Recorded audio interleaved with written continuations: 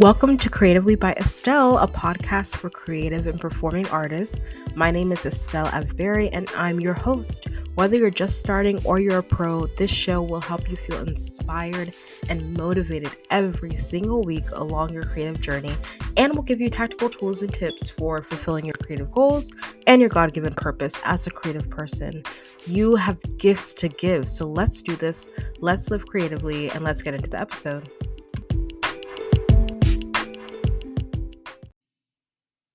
Hey, all right. Welcome back to Creatively by Estelle. I am so excited to share today's episode with you. I'm interviewing a friend. We went to high school together, and now she is here sharing her journey with you, and I cannot wait to introduce you to her. It's a little bit of a longish episode, but so worth it. So buckle in, okay, pause it and come back and watch it again if necessary, or listen again if necessary, because you're going to want to hear everything that Hannah talks about today. If you're an aspiring artist or performer, especially, you are going to love this episode. Before we jump in, I do want to let you know that this week, yes, drum roll please, drop-in classes are starting at Creatively Performing Arts, my online voice and performing arts studio. So as you know, I have a membership for any beginner singers who love musical theater and want to be in a community where you can grow as a singer and be uplifted by other people in the same community and get feedback from me as a voice teacher. But you might not know if you want this membership, right? If you are ready for this community. But I want you to get a taste of it so you can try any drop in class at any point in time. If you are interested in just seeing what this membership might be like, get a feel for what the singing classes are like. And yeah, I'm really excited to be able to sing with you guys this week. The first class is on Wednesday. It's going to be on Wednesday, August 17th, and the song that we're singing is Opening Up from Waitress. And then on Friday, August 19th, we're going to sing The Wizard and I from Wicked. So it's going to be exciting. It's going to be fun, beginner level. You will not feel behind at all. You're going to feel so encouraged and ready to grow as a singer as you get some simple voice techniques while we work on these songs. So yay, I can't wait. Go to creativelybyestelle.com/class, creativelybyestelle.com/class in order to look at the classes and sign up. The link is in the show notes. All right, so let me introduce you to our guest today. Hannah Thompson is a singer, actor, and voice teacher. She studied music as an undergrad at Belmont University and then received her master's in music at University of South Carolina. And she's been teaching in South Carolina, but recently made a move to New York City to become a full-time performing artist after teaching and performing for years. She shares her story today about making bold pivots, knowing that your path will unfold as it ought to, especially as a creative, and how she's creating the life that she wants for herself as an artist. And she also gives great advice for dealing with rejection and imposter syndrome and finding auditions as a performer. So, this is definitely the episode to inspire and support any aspiring singers, actors, and creatives. Okay, so listen in. Let's get into the interview. All right, so I'm here with Hannah Thompson, an old friend, Hello. schoolmate, I guess. Hi, how are you doing today? So good. How are you? I'm good. I'm so excited to talk to you. Like we were already saying Yes. before, it's a nice reunion I um, know. of like Caldwell choir reunion. members. Yes, Caldwell Yep. reunion, Caldwell singers, choir members reunion, theater reunion, because you did plays too. Like it's crazy. Were we in Um, a play together? I don't. Were you in? Were you in? What's it called? Kind of. No, not kind of Monte Cristo. I know you. I wasn't that. I know you were in that one. What's that other Hmm. one? I can't remember. Three Musketeers? Were you in Three Musketeers? No, but my brother was. Yeah, he was. Okay. Yes. That Um, was an no, eventful I one. think because by the time you were a senior, Yeah. I would have been like in eighth grade. So Right. yeah, so Right. we weren't in high school together. We definitely both ate up as much theatrical, musical things at Yeah. Caldwell as we could. Yes, we did. Yeah, Hmm. so I'm so excited to hear about your journey as an artist? Because I know now you are a singer, you're a voice teacher, and an actor as well, right? So just tell us a little bit about what Mhm. you do now and then a little bit about your journey. You can go into it as much as you want to, but just to let us know what you do now as a creative. Absolutely. Um, I've recently sort of taken a huge left turn just in my life and creative journey. I recently moved to New York City in June. Yeah, so kind of totally shifting my life around. Before I was living in Columbia, South Carolina. That's where I did my master's, and then I really built my sort of teaching and performance base there before moving. And that also, lots of opportunities there really gave me this springboard to take the big move to New York, and to pursue now musical theater, opera, really performing. So this is something I haven't done solely yet in my life. So I'm excited, and I'm learning a lot. I still am, you know, putting all the pieces together of what that looks like to um, put music and performing in the forefront, and then, trying to maintain your life after. Um, I think before I moved here, it was more the opposite, where I needed to have a full-time job. I was a lot more focused on voice teaching as well, and then I performed when I could. I think COVID also really shifted that as well, because we were just trying to survive. And, when those opportunities left us, it was even just trickier to perform. Um, but luckily, I found a lot of creative ways of doing so. Um, yeah, so we're doing this interview as I'm starting a new chapter. There's not yet much on the page, but I'm really excited, and I'm using this summer really to just prep before lots of auditions come around, and also just getting to know my performing community here. I mean, there's a huge one, so I'm really excited to just start working again, whenever that may be. Wow, that's so beautiful. And I'm so excited for you. Like, literally, as soon as I saw you were moving to New York, I was like, yes, go, Yeah. girl, go Hannah. Yes. That's so exciting. And I knew, and I think, I don't know if you'd mentioned it in on your Instagram or something that you were starting to perform, but I know that you had been performing. I'd seen like in passing, and I always notice whenever Yeah. people are doing artistic things, I always like, Hmm. I don't know, it's my mind, like I can't not notice it. I'm just like, yes, amazing, love that, that's beautiful, so cool. So every time I saw that, I was like, oh wow, that's so cool, like she's performing and she's teaching at the same time. Like that's like, that's a lot to juggle, so kudos to you for even Hmm. doing that. Because then you're able to like inspire your students from your experiences as well as like what you studied in school. So that's really cool. Yeah. But yeah, I'm really excited for you and congratulations on the big move and like, starting this new chapter. I know it's going to be great. So that's awesome. I'm excited, and I've just had to have a lot of patience with myself and give myself a lot of grace. I, like I mentioned, was very busy. And I think since I started just sort of my artistic career, I definitely go on the side of busyness and Mhm. wanting to be involved in so many things.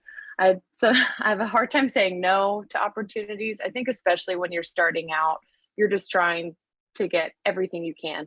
Um, and so I was doing right before I moved, I was doing a show. I was finishing up my full time job. I was teaching voice lessons and a musical theater class at a local theater, and like they were getting ready for their end of year showcase. So it was so much going on. I loved it, but then the next huge step was just moving, and I had to then give myself grace that you just need to get settled here first. You do not need to be going to 20 auditions a week, as soon as you step foot here. Um, And I don't think I really could have. I wouldn't have known what to do. So, um, just being a little bit more methodical and enjoying this time where it's a lot more still in my life, and giving myself time to actually create, to practice, to just hone my skills. Um, that's, I think, something that every performer, every artist needs to remember, that they don't have to constantly be doing and in a show, constantly booked and busy. You know, there's also a lot of time where you need to practice and come back to yourself. And it is hard because it's not something we show off, it's not something that's pervasive on social media, but it is definitely, I think, essential to, every creative person's journey. Yeah, wow. That was really beautiful. Thank you for sharing that because I think that's something that I've been trying to do, not even trying to do, something I've been doing Hmm. this year Right. Yeah. is really being intentional about like training vocally, taking voice lessons. I'm doing like a voice technique certificate at Berkeley now online. And Oh, that's yeah, great. I'm really excited. Yeah. And it's like I'm trying to really focus on how can I make sure that I'm growing and intentionally, making sure that my voice is where I want it to be Hmm. and growing as an artist. So I've been taking dance classes and Yeah. acting as well. And so, yeah, you're very right. Like it's, I think it's for me, it's kind of, I'm trying to do it as like a jumping off point so that like, because I didn't get that traditional training in college, in musical theater and singing, dancing, acting. Now I'm trying to sort of create my own um, education, and so, but it's true. Like we all need that time to like step back and say, like, what am I doing? Where am I now? Where do I want to be? And how can I get there? Yeah. What does it take to Well, get I identify with that. I mean, a lot of my training in college, I started out, I was going to be a choir teacher, and I there? went to school for music ed, and I really enjoyed that. And I'm really thankful that that was my foundation, because it did teach me so many other skills within the music world, that uh, you can access even while you're performing, or if that's the goal, is to build sort of a program in a school, maybe to go to higher education. I'm so thankful that that was my initial training. And then just as I continued on, I wanted to pursue then private voice teaching, because that was something that was so important to me. It took me a while to figure out my voice, and I think I still am. And I always valued that one on one instruction that you get, and just that time for you to also, I think voice lessons, they work on you and your psyche so much too, not just your singing voice. You really check in with yourself. And so then that was sort of the goal of grad school, was to learn more about the voice and performing, so I could um, put that into private instruction. And then it kind of became a hodgepodge of, oh, I really like performing, and I always have. And I just want to jump into that head on. Guys, Hannah has always been a performer, okay? Like, our school is very small, so like you could see like people in their element more because it That's was like, true. Yeah. okay, like you knew who was going to be in the play, right? You knew who was going to be in choir, like you knew who was going to, try to be in this sport or that sport, right? Like you could just tell, not that you wanted to box people in, but you could tell people's talents. If you're doing something, everyone can kind of see, everyone knows that you're, you Yes. know. Right. So because of that, like I could tell like from the very beginning, like, oh, Hannah's such a good singer, she's such a great performer, like you could tell, and yeah. So I'm so excited that was there like a turning point, would you say? I guess clearly there was, but like could you pinpoint like Mhm. a specific turning point? Because I know, like I was talking to you before this, a lot of people grew up in the arts, right? Or grew up kind of Mhm. being encouraged to be creative, and that's great. And then eventually that kind of wanes a little bit. They sort of want to be more quote unquote serious, or Right. whatever society says. Try to put arts in a certain place in your life, right?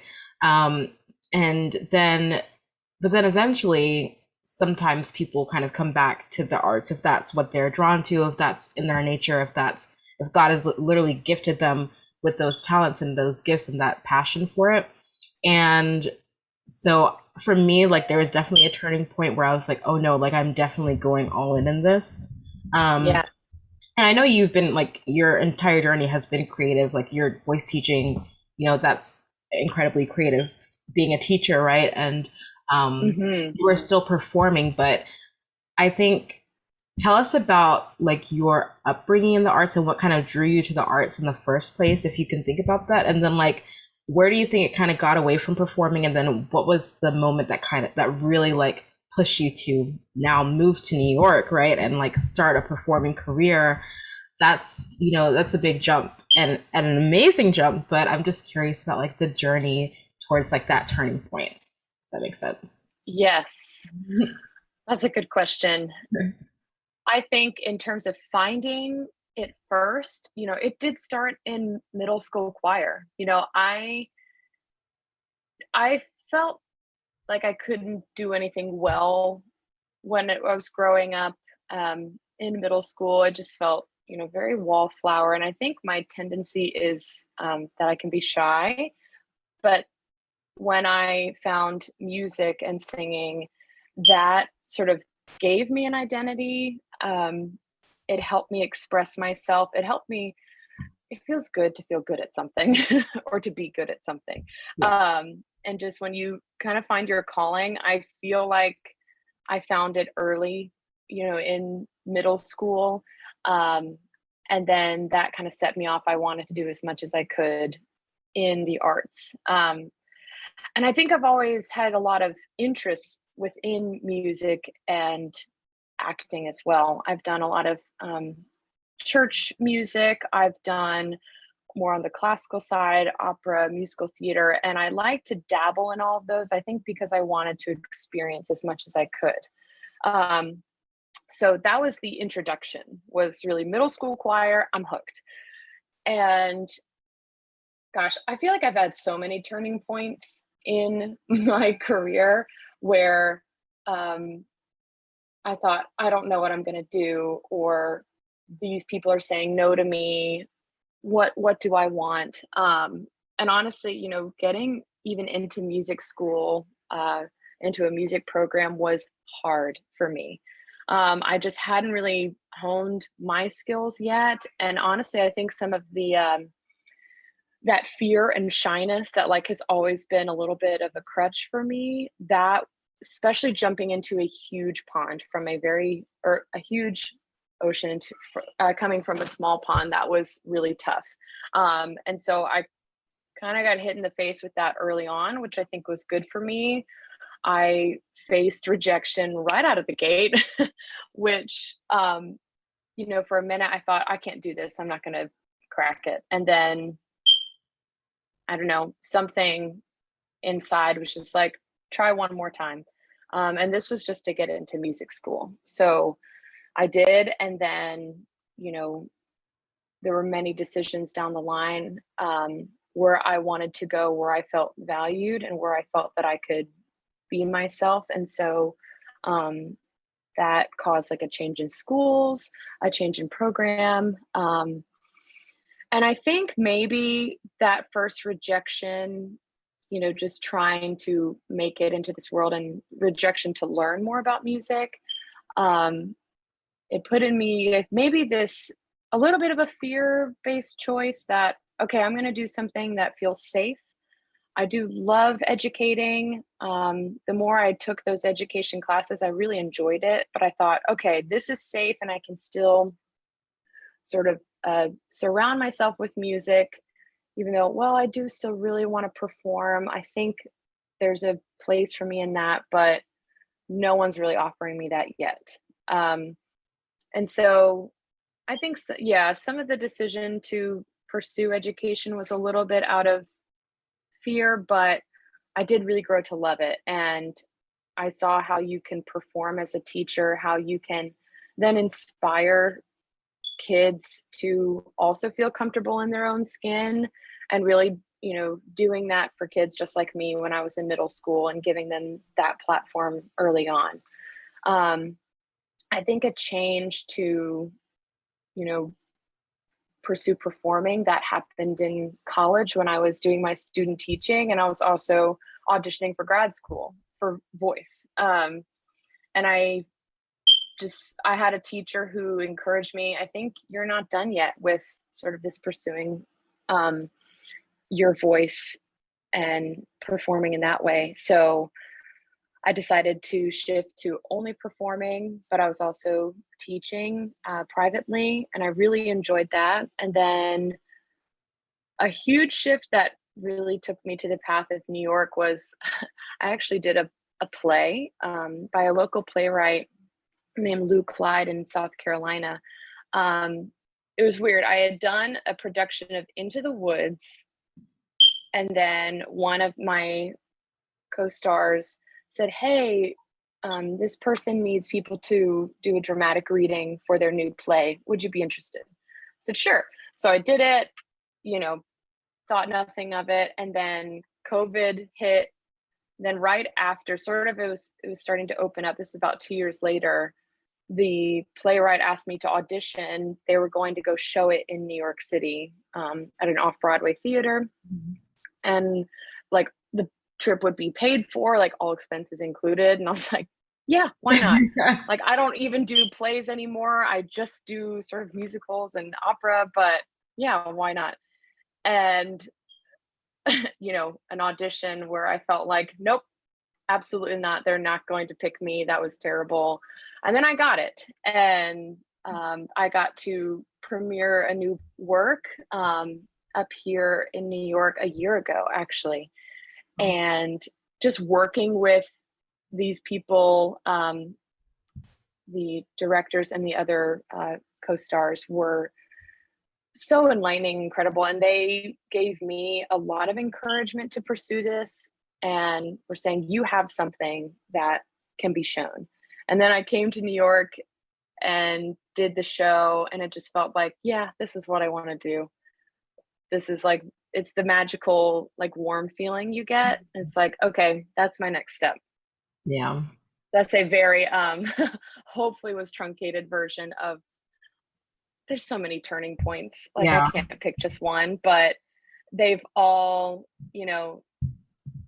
I would sometimes look back on my choices in my career and be like, I should have done this, I should have done this sooner, da da da. But really everything led up to where I'm supposed to be. And, all I can say is I'm thankful I'm going to use that to my Yeah. best ability. Yeah. That's so good. I love how you described um being like, oh, maybe that was a fear-based decision, but then Hmm. it ended up working out. And then at the end of the day, like I always like you were saying earlier, like your path will always like it'll always lead back to where it's supposed to be eventually. Hmm. Yeah, I love that. And I love that you had those teachers encouraging you along the way. Like literally it was like all signs were pointing to performing, but sometimes it Yeah, takes us a minute to to it does. adjust. So I'm literally me too. Like I'm right there with you. Hmm.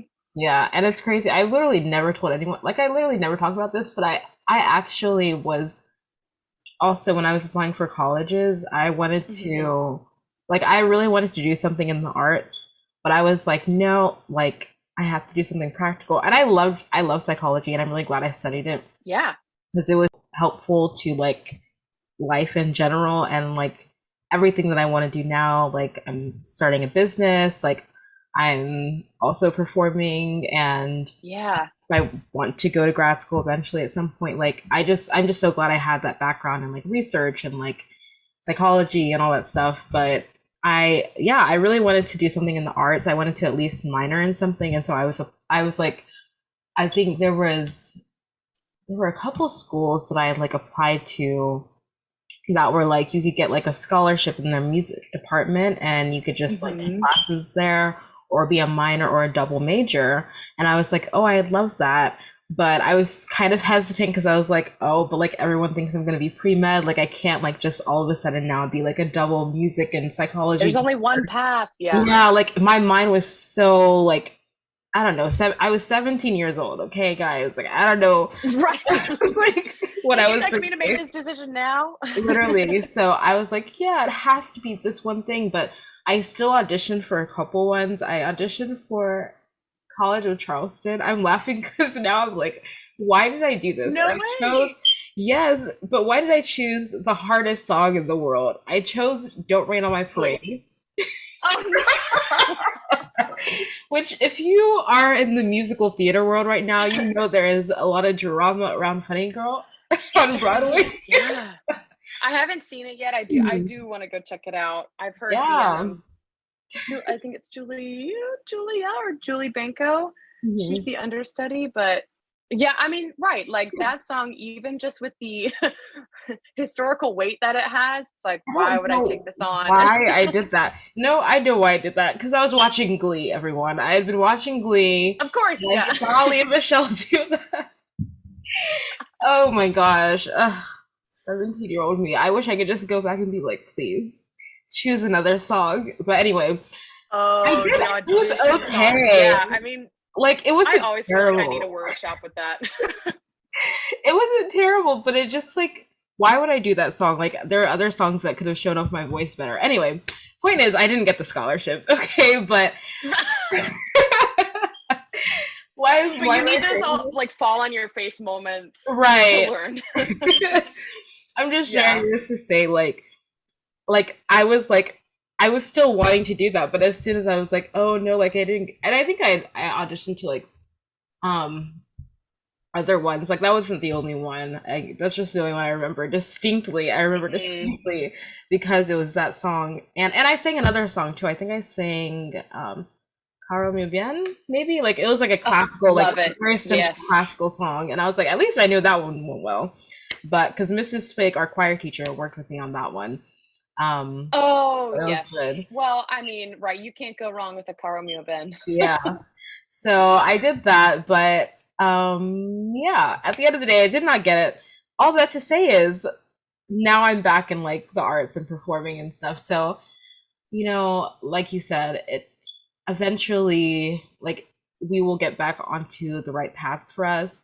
And so I'm glad that you shared that. And I love hearing that's why I love interviewing people on the show because I love hearing stories. I mean, we're artists, we love stories, right? But I just love hearing Right. people's stories so far because obviously you have a long way to go and you have amazing things ahead. But I love hearing people's stories so far because it just goes to show like it's okay if you make one quote unquote wrong decision or one seemingly wrong turn, because eventually I believe that God will get you back on your path. Um, Right. and the situations will line up such that you end up where you need to be eventually. So thank you for Well, sharing. right, and like not even yeah, like not even thinking that it's a wrong decision, but like you're going to use it in the future no matter what. And I think a long-term goal of mine, this is really like the only clear one I have right now is I'm going to use whatever I can in performing to one day give it back, either in the classroom or in a voice studio. I think if we have all this experience, but we don't share it and we don't help lead the next generation, I think we do a disservice just to the arts community in general. And even whether you're doing that as a career, teaching and giving back, or you're just doing it to your community, Yeah. and to those people who are maybe they're asking you questions, or they don't know where to start. And so, I want to be able to give that to somebody who maybe even starts earlier than I did, so they can get on that path. Yes. Amen to that. Same here. Hmm.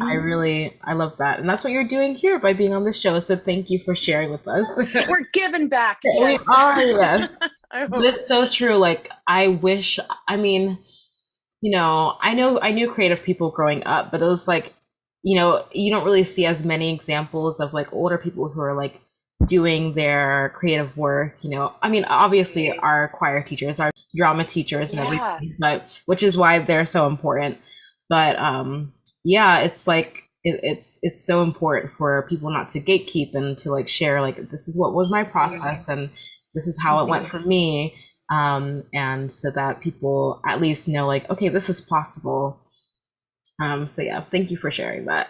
And Absolutely. I know a lot of people would sort of point to imposter syndrome and like feeling like, oh, Mm. they're not good enough and therefore they're not going to use their creative gifts at all. Like they're just not even going to do anything with it, or experiencing self-doubt, or saying, okay, I'm too shy, so I'm not going to attempt to step out and to try this new thing, or to try this dance class, or try a voice lesson, or audition for this show, or whatever. Mhm.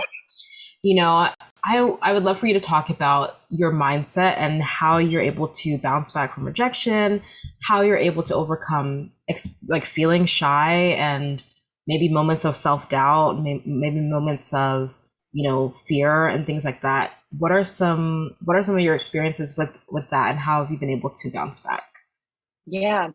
Well, first thing that comes to mind, I mean, even when I was getting students prepared for auditions, and they're just like, I can't ever shake these nerves. And I tell them honestly, the nerves never really go away. We need a little bit just to get us energized. But there is a way that you can balance them and quiet some of the sort of bad nerves down, the anxieties, and then just let your art shine through. Um, I think a mindset that I had for so long, and only till recently I've realized that's probably not very smart, is I will tell myself, you have to get this Mhm. or else, basically. And I'll give myself this huge ultimatum of, if you don't get this, I don't know how you're going to do A, B, and C, you know, and I thought that was positive thinking because I was trying to psych myself up that you're going to get this. They have to choose you. When really, I think that's a detrimental thinking process because you're putting all of your worth into what other people are going to think of you, to this yes or no, you got the job, you didn't, then your worth is totally tied up into that. Um, And that's easy to think, especially with singing or with anything with your body. It's such an intimate thing that we're presenting ourselves to the world with. And of course, it's easy for us to feel, like we're bearing our soul every time. So instead of thinking that you have to do this, you have to get this or else, I've started to tell myself, you're going to show them all of you. You're going to show them what you can do to the best of your abilities, and the rest is out of your hands.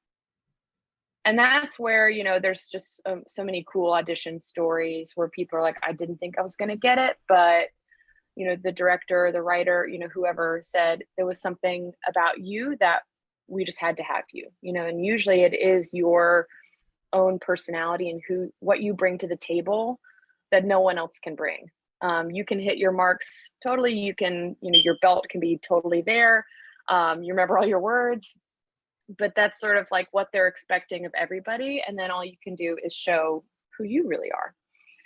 Um, yeah, when I found out what imposter syndrome was, I was like, oh, yeah, I totally have that. Same, yeah. And right, right. And again, I think that goes to, you have to take yourself out of this big picture that if I don't get this, then my whole career is over, because you're putting yourself into this position of someone who can't fail rather than I'm probably going to fail and I'm probably going to get a lot of no's, but that's not what defines me. Um, it's always the journey in between, right? Yeah. Wow, I love that. I wrote it down. You're going to show them all of you, right? Like telling yourself, just show them who you are, and like Rather being, than proving it. Yeah. yes, yes. Hmm. yes, conviction over convincing. Like you're like, I know who I Yeah. am, Oh, I like that. standing in, this is what I've worked on. And I know, and I've heard a lot of people say, and I like auditions for this very fact that it's Hmm. literally an opportunity to perform. Like you get the chance to Yeah. perform, which is like what we want to do anyway.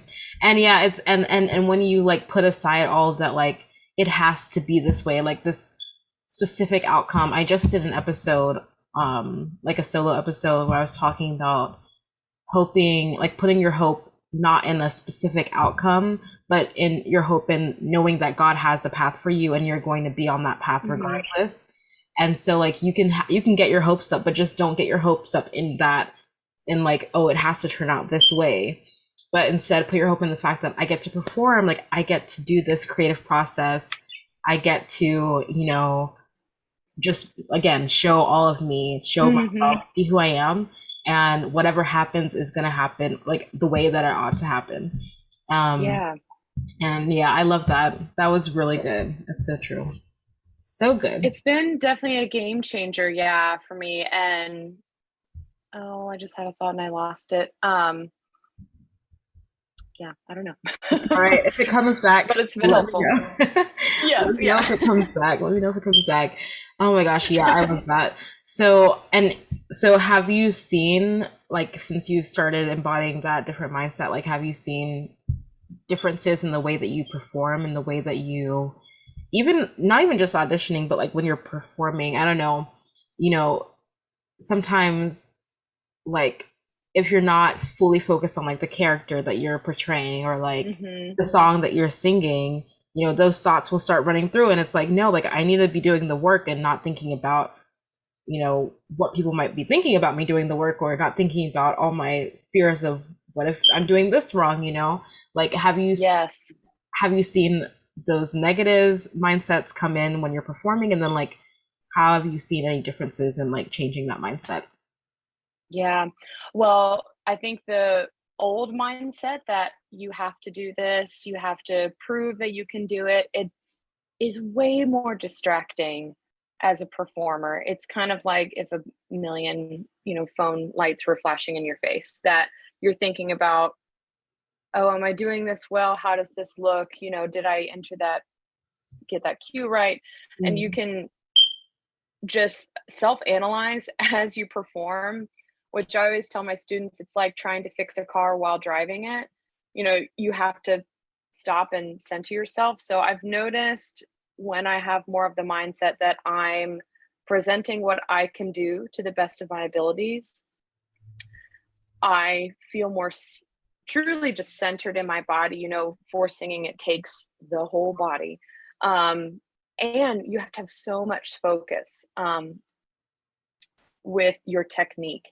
And so if you can just channel your thoughts on making that happen rather than what is everybody thinking? What's going on around me? And of course, you have to be aware of those things, but starting with the centering yourself really helps one with the breath and how you can feel much more connected, um, how you are listening to everything around you rather than, I guess, trying to take it all in and decipher everything while you're doing the Mm. performing. Um, I've just noticed a huge shift in me feeling centered and more focused. And then I don't have time to think about all of those other thoughts of why are you doing this? You're not doing well. Oh, you should have you should have practiced more. Um, you should have spent more time. Um, and just doing what you can, I think that really helps. And then I do notice, like, even in that's when a character can shine through, especially when you're not I'm not putting all Hannah's thoughts on this character, I'm just letting this new person shine through, Yeah. and then I'm doing my job as well. Yeah. Focusing on the work, right? Instead of all the distractions that might be coming in. And Right, and then, like, if any mistakes or something happens, I think that's, the best advice for an actor is, like, learning how to adapt, yeah. right? Because something's definitely gonna go wrong, but, you are when you're so focused, you can stay on the path. and it's like nothing went wrong. Yeah. And I feel like that's true not just for like performing or being in an audition, but just like being a creative in general. There are going to be so many distractions, such as negative mindsets and doubts and imposter syndrome. Like those are all distractions to your journey towards whatever your goal is, whatever your idea of success is, Mm-hmm. or just being on the process of being an artist. Like there are going to be distractions and obstacles and things like that. What's some of that opposition that maybe you face so far, from whether it's people or situations? Like what are some of those things that you face? Because I know every creative, like you're going to face, like being an artist is not for the faint of heart. Some might Mm-hmm. say, right? Like you're going to face challenges, you're going to face obstacles. So what are some of those, what's some of the opposition towards just being a creative in general, especially in a world where sometimes being an artist isn't always praised, isn't always, encouraged? Mm. I think, you know, as an artist, you have to know how to market yourself. You have to really be your own boss and stick up for yourself. Um, and in order for people to see you, there's a lot of those extra things you have to do. I think even now, any sort of social media presence or, you know, advertising of what you're doing, you're really advocating for yourself. And those are such important things really with any career that you're doing. If you want to be the best that you can be, you're doing that. But that can sometimes distract me a lot from truly just getting in the practice room and working on my craft. I'll think, oh well, I need this website, I need these new recordings, I need new headshots, da da da. And a lot of those things, while being important, can be sometimes overwhelming because it feels like you have to do it all. um, and I would say when facing those oppositions, that's when you ask for help, ask people what they did. And I think sometimes we want to present ourselves as all knowing and like, oh yeah, I just figured this out myself.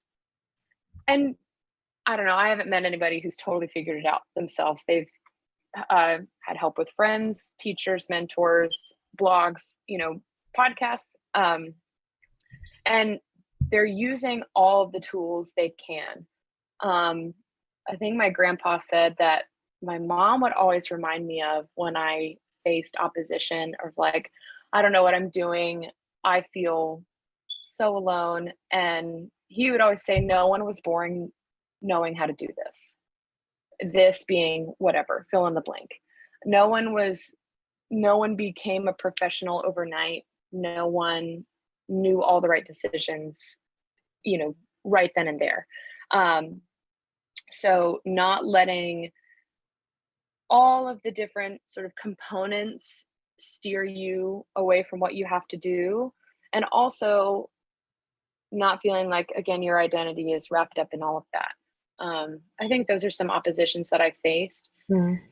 other than just people saying no. And I think that's another thing. We think that we're going to be defined by all of the rejections when really no one has asked me, well, why did it take you this long to get into music school? Or, oh, you didn't get this part. Da, da, da. No one ever asked me that. Yeah. It's really more of what we think in our head is, it feels like we have just this big sign of, I've been rejected this many times. And really no one is looking at that. Everyone's just looking at what you can do and what your potential is. So not letting your own self be an opposition, and then not letting the I think lifestyle of pursuing an artistic career, don't let that hinder you. Especially if you feel like, I can't do this on my own, I have no idea how to do this, let me ask for help. So true. So good. Everything you're saying, I love it.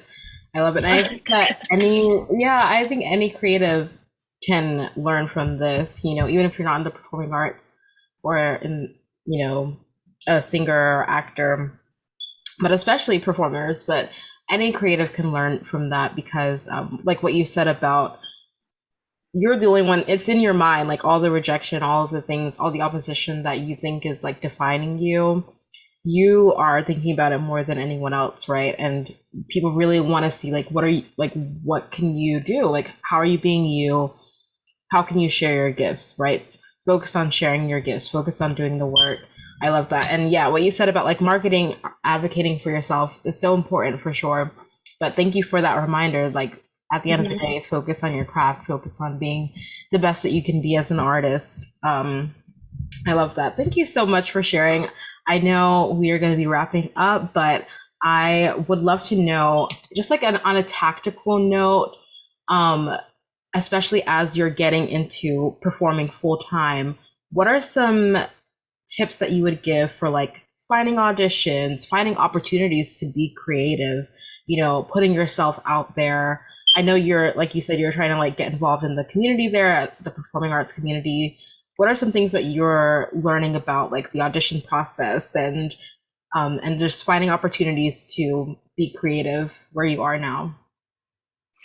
Yes, and I mean, take this with a grain of salt. I'm still learning the process, but what I was encouraged to do, one, go to every audition you can that feels like, it's something you can do.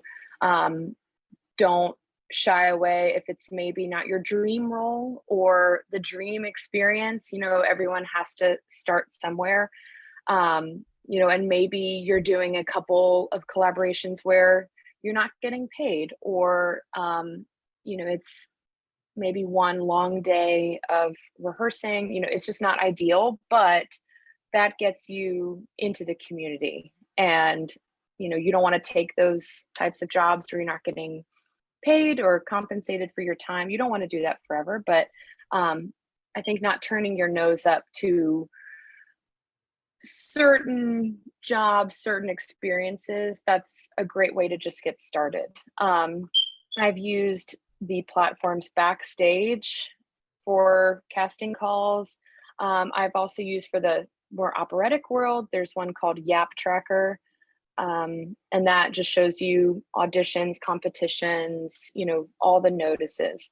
Um, I know that the sort of audition world has shifted since COVID, and I think we're still trying to figure out what that looks like. But so many of them, the auditions are online, they're over Zoom. I had one over Zoom the other day, which was honestly really nice. I was in the comfort of my own home.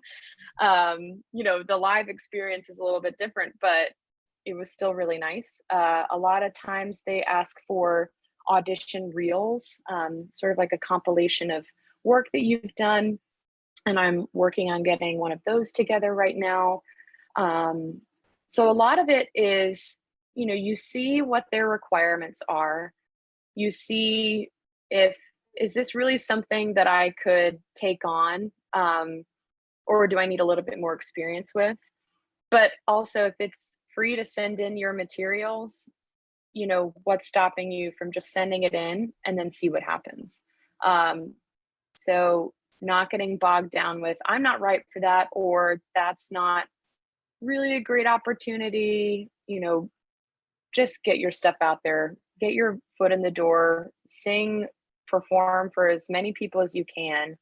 And then once you start getting those jobs, you can be more selective, um, as you dive more into the community. But that's my advice for anyone, no matter what, if it's a huge, like, New York City based community, or it's like your local theaters and you're like, I don't know, like, if I should really do this, will they really like it? Just get your foot in the door. You never know what they're looking for. It's so true. Just put yourself out there and just start and Just start. start. Yeah. Right. I love that. Thank you so much for sharing that. It's so good.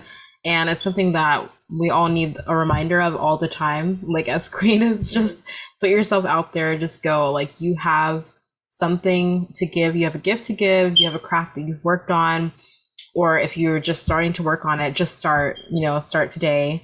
Like you were saying, like it's easy to look back and say, oh, I should have started earlier, I should have done this earlier, right? No one Mhm. wants to live with that regret, right? not that there should be any regret, because at the end of the day, you're going to be on the right path, but just start now and then you won't have to worry about regretting it later. So I love that. Absolutely. Yeah.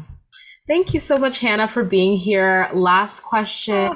Well, second to last question. If you could leave us with just one word of advice for any aspiring creative artist, performer who may be listening, and you could just say like one thing, what would you say? Ooh, one piece of advice.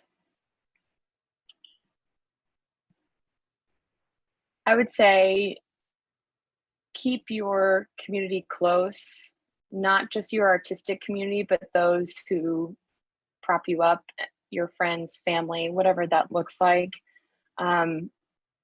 Keep them in the loop about what you're doing and let them in.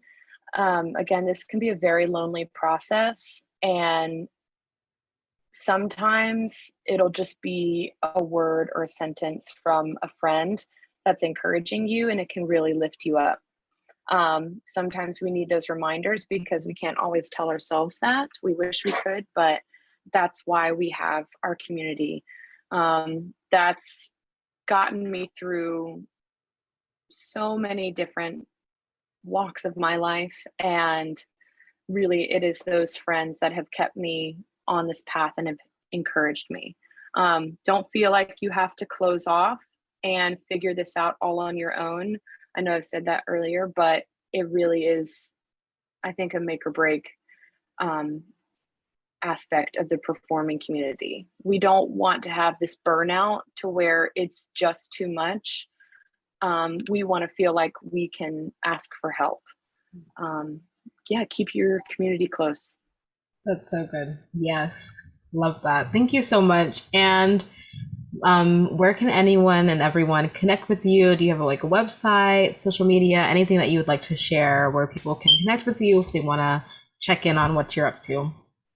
Yeah, I am working on a website. I feel like I've been saying that for years, but I am. No, right now you can just find me on Instagram. I'm at hannah.e.thompson. It's just my full name. On Instagram, I'm on Facebook with the same name. Those are the two places. Thank you. And I'll put all of that in the show notes. Thank you so much for being here, Hannah. Thank you for sharing with us all your advice and just your story in general. It was really inspiring to me, and I know that it inspired everyone listening. So thank you. Oh, well, thank you so much. And thank you for providing this platform. I think it's so helpful and just something really nice to listen to any time of the day. Yay. Thank you. Thank you so much for listening to this week's episode of Creatively by Estelle. I hope you feel encouraged by today's episode as you start this week. And if you have a moment, I would love for you to just share this episode with a friend if you liked it, or with someone who you think this could be encouraging to. It would really help this show. Also, if you really loved this episode, if you wouldn't mind going to Apple Podcasts and leaving a review and rating this show, it would really help us reach more people through this show and grow our Creatively community. All right, thank you so much for listening, and I'll see you next week.